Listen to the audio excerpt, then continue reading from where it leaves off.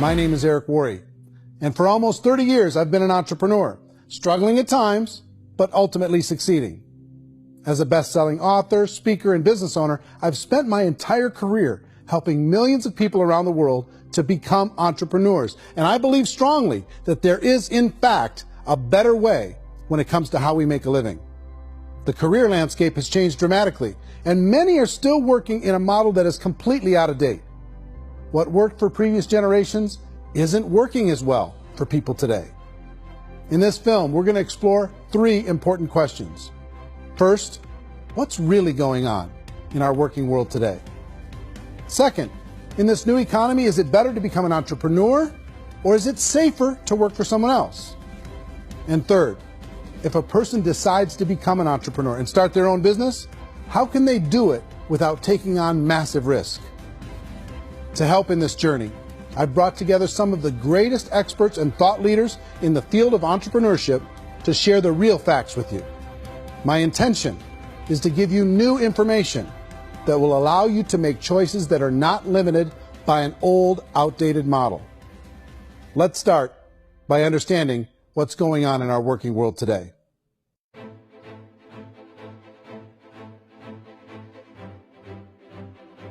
Let's look at unemployment. 30–40% of the people are honestly not working, but would be working.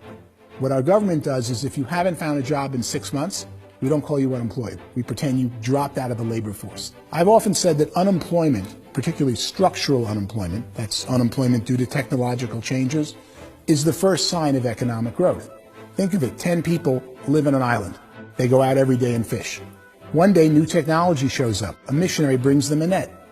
Now, using the net, one pilots the boat, one throws the net. 2 fishermen can do all the work 10 used to.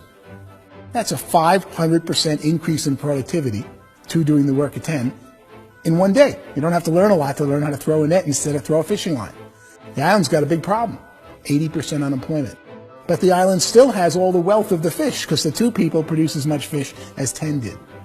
Now, of course, looking back in history, these changes used to take thousands of years. And during that time, we went into farming and transportation. Some of us became doctors and some teachers and lawyers, and we developed all these new professions and new manufacturing jobs. Today, these changes are occurring literally in one day when a new technological advance occurs, and we don't have the social structures to deal with it or to retrain the unemployed people. So one of the things that I think is interesting as I travel across the country and really travel around the world is the way that we work and the way we get paid for work is changing pretty dramatically. On a global basis, everything is being turned upside down because of the rapidly advancing technologies. They are eliminating many jobs, and we have been left with many people not prepared for the jobs that exist. A lot of demand in public companies was to squeeze out all the fat and to get just as much margin as we possibly could, and fat equals humans. So this idea of job security in information age is so obsolete, but it's still taught inside our school system, and that's where the problem starts. There's no financial education in the school system, and people are still trained to be employees who work for that paycheck. This is a chart on the middle class. What's happening in the middle class, those who went to school, their incomes have been coming down for years. I feel sorry for the person who dreads going to work, who is sick to their stomach on Monday morning, who hates their alarm clock, who gets a little glimmer of hope on a Wednesday because it's hump day and says, thank God it's Friday.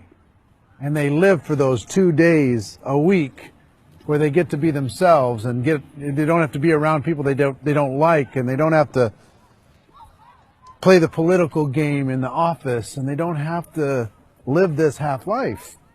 The person that works 50 weeks a year just to be able to have the 2 weeks for vacation. And you know what happens to most of them nowadays? They don't have a vacation. They have a staycation. They have time off of work, but they don't get to go where they want to go. I feel sorry for that group of people because there's a better way. They just don't know it. The basis for their life is worry. I'm worried you know, maybe I'll get fired. I'm worried maybe my company will go out of business. I'm worried I can't keep spinning the plates on paying the bills. I'm worried about how do I send my kids to college. I'm worried, what if the transmission in my car breaks? That's, you know, 2 or 3, I can't fix it. People live in a sea of worry, and it eats at them. It's time to look in the mirror and say, it's not the economy, it's my economy. It's my little world of where I am. I need to improve. I'm not going to wait for the economy to come back, because frankly, the economy is doing great in this country. The average household income in the United States is approximately $50,000 a year, what they call the middle class. To reach the top 25% of income earners, you'd need to earn at least $90,000 a year. To reach the top 10% would be a household income of $140,000, the top 5%, $190,000, and to be in the top 1%, you'd need a combined household income of at least $380,000 a year. So here's the question. What do you think would give you the best chance to move up and get to the top 10%, the top 5%, the top 1% or beyond? In my opinion, and in the opinion of many, many experts, the answer is to become an entrepreneur, to become your own boss. The spirit of the entrepreneur is to be a risk taker and to be resourceful and unstoppable, and to have a vision of yourself beyond where you are and not willing to settle for life as it is. Think about the great entrepreneurs. They're visionary. They have heart. They're willing to do today what others won't so they can do tomorrow what others can't. Personally, I don't think of the new economy, the old economy. I create my own economy. The entrepreneur's in control. I decide what the economy is going to be like. In the world of entrepreneurship, there are no limits. You can make as much as you want, depending on how much you want to work and how smart you are and how great a team you put together. There's no more lifetime rewarding business than being an entrepreneur. Why in America, where anyone could be anything, would people want to give up their freedom and become effectively a modern-day slave, told shut up and be here every morning at 7:30, leave at 5:30, and do what I tell you? And most people say, I'd love to be my own boss. 70% of Americans would love to be their own boss, according to recent polls. But they don't know how to get there. Because what are you going to do?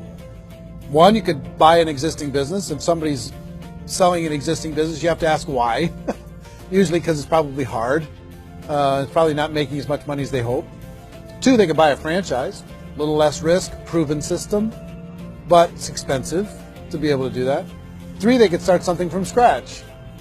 And that's where a lot of people feel like, I don't have the chops to do it. I don't have the money. I don't have the product idea. I don't have the expertise. I don't have whatever it's going to take to be able to get there, and I can't risk my family to do it. So, fourth, they could become an investor. A lot of people in this town invest to try and figure out a way, but you got to be pretty smart with that game too, right? People that start their own business, they spend a lot of money, they spend a lot of time, a lot of effort to get things started. And the more you invest on the upfront, the harder you typically work at it.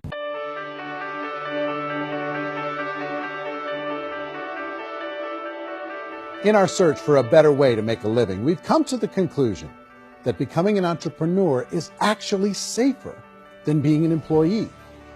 And through our look at the entrepreneurial options, one particular path kept coming up from expert after expert. And I think most people will find it surprising because it's certainly a non-traditional business model. That model is for people to start their own business and become an entrepreneur through the creation of a network marketing business. Some people call it direct selling because the product is being sold directly from the manufacturer to the end consumer, cutting out the middlemen. Other people call it multi-level marketing, or MLM, because there are multiple levels of commissions paid. The most common term today is network marketing, because network marketing best describes using a large group of independent distributors, independent entrepreneurs, to move a product or service more efficiently. So my friend here, Donald Trump, and I, we always write about the network marketing industry. And the reason we support the network marketing industry is because it really is a business school for entrepreneurs. Because most people come out of school looking for a paycheck. Oh, that's terrible. I went to network marketing like that. I think if it didn't exist, we should invent it. It is that good. I think direct selling is a great way to do business today. It's very easy to get into that industry, and you can be self-employed, be, in effect, an entrepreneur. A traditional company will spend up to 50% of their total revenue on marketing. Network marketing companies use a different approach. Instead of having all that extensive marketing expense, they utilize a network of independent distributors to do the marketing for them. Now, why do they do this?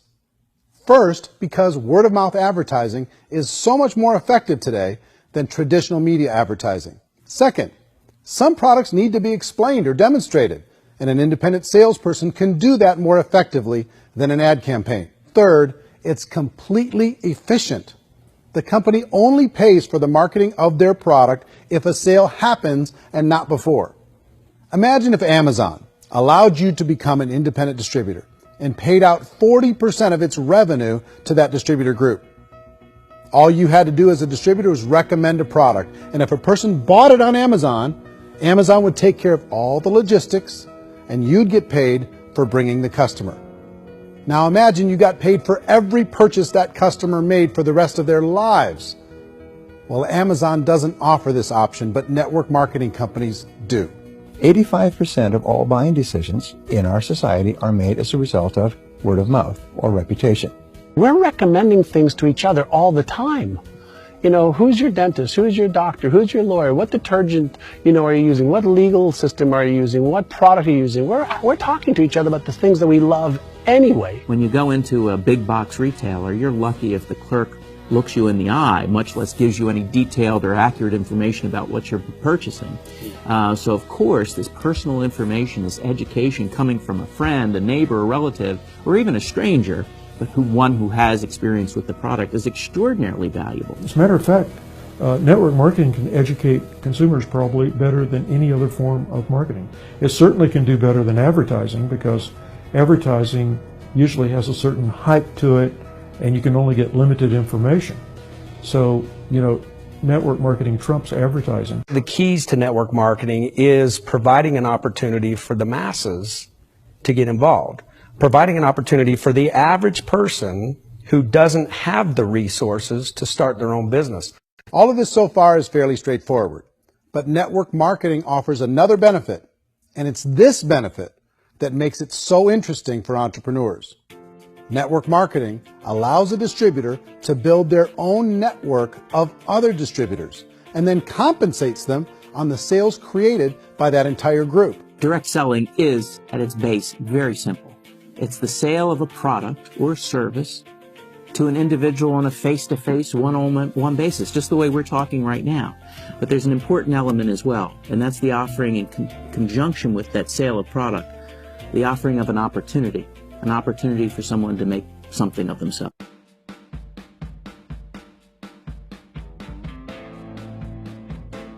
According to the Direct Selling Association, if you add up all the network marketing companies around the world, they combine to do over $178 billion a year in retail sales. To give you an idea of how big that really is, the NFL, the National Football League, does approximately $9 billion a year. The music industry does a little more than $16 billion a year, and the movie industry does about $80 billion a year. Using a conservative average, network marketing companies pay their distributors about 40% of that $178 billion in the form of commissions, which adds up to more than $71 billion a year.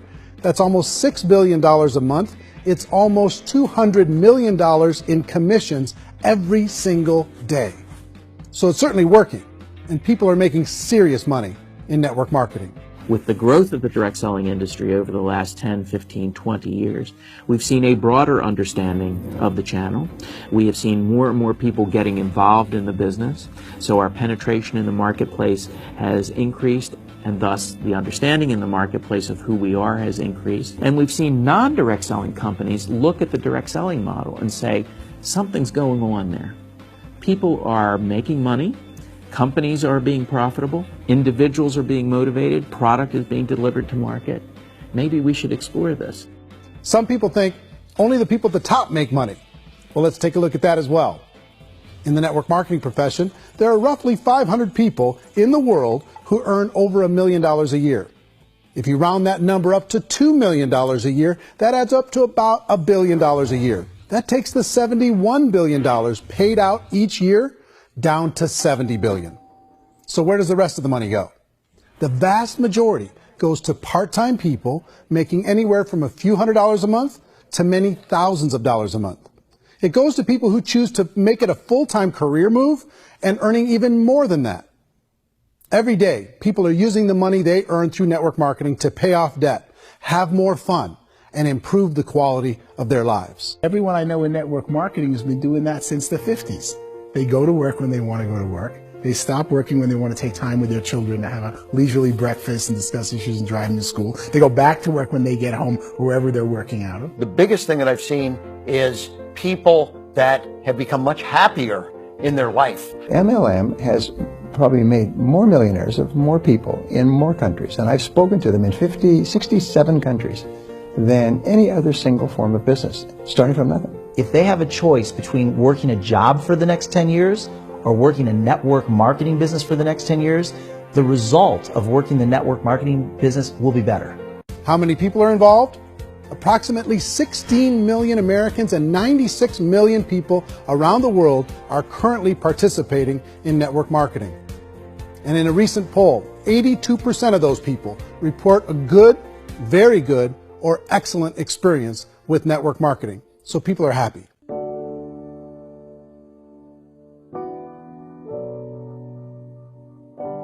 So I've taken a look at the network marketing profession and really tried to understand why so many people are confused as to the validity of this as a business. One is this pyramid shape. People get really messed up with this pyramid. Oh, it's one of those pyramid things. So I just think there are a lot of haters out there who really don't understand the industry and say, oh, it's a get-rich-quick scheme. It's a pyramid. Well, corporate America is a pyramid scheme. You know what I mean? It goes like this. You have thousands of MBAs, let's say working for Ford or General Motors or Coca-Cola. If all these MBAs are all trying to get to here, that's a pyramid. Only one guy's going to make it. Every 10 years, one's going to make it. Whereas you look at network marketing, it's like this. So you're here, and your job is to develop other CEOs coming up behind you. So it's an inverse pyramid. It doesn't matter what shape the company is or the compensation plan is shaped, whether it's a circle or a pyramid or a triangle or a trapezoid, it doesn't matter. If compensation is coming primarily from recruitment, then you've got a problem.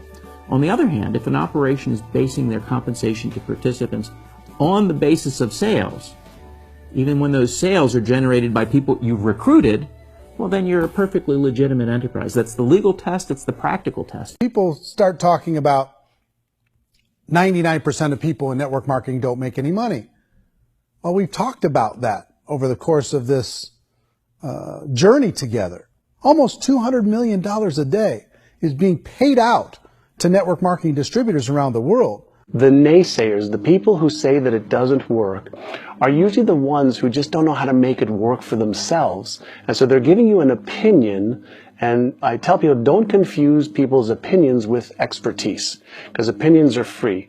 And don't confuse sincerity with the truth, because people could be sincerely wrong. But here's the reality inside of network marketing. The vast majority of people that get involved in network marketing just become customers, and they get involved to be able to purchase product at a lower price. If you take Costco as an example, if a person goes into Costco and gets a membership to Costco so they can get a lower price on the product, we don't call that person a loser because they have a bunch of product that they walked out with a smile on their face. Yet when some people want to take a look at network marketing, they say, well, those people, they're just using the product and they aren't earning an income, so they must be a loser. They're not a loser, they're a happy customer. That's the vast majority of people that are involved in network marketing. Now, a smaller percentage of those people decide to go build a business. They earn $300 a month, $500 a month, $1,000, $2,000. That's the bulk of earnings in network marketing. And then there's the few that really decide to take it serious, really decide to build a large network, really work to make that network very, very productive. And those people make huge amounts of money, and there's no cap.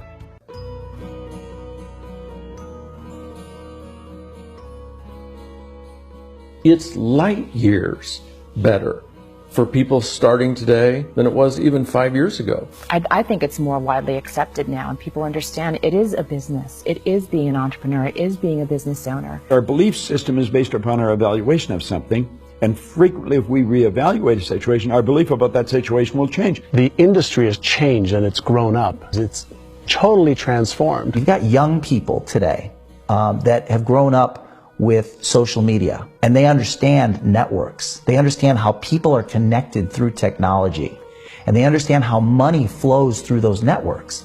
So when they see network marketing, they don't see it the way their parents saw it. It's like when they design a computer program, they design the program, then they run it, and then they go back through and they debug it. The MLM industry has been debugged. This is the day of being virtual, being able to run a business from your mobile phone. I mean, it's incredible. Companies are getting smarter. They're implementing more consumer protections. They're implementing more compliance training. They're doing more with respect to product research. If you do get involved and you make purchases of inventory, even on a voluntary basis, if you decide that this business is not for you, you can leave and have that inventory repurchased by the company. There's no other business that offers that kind of protection on a voluntary, self-regulatory basis.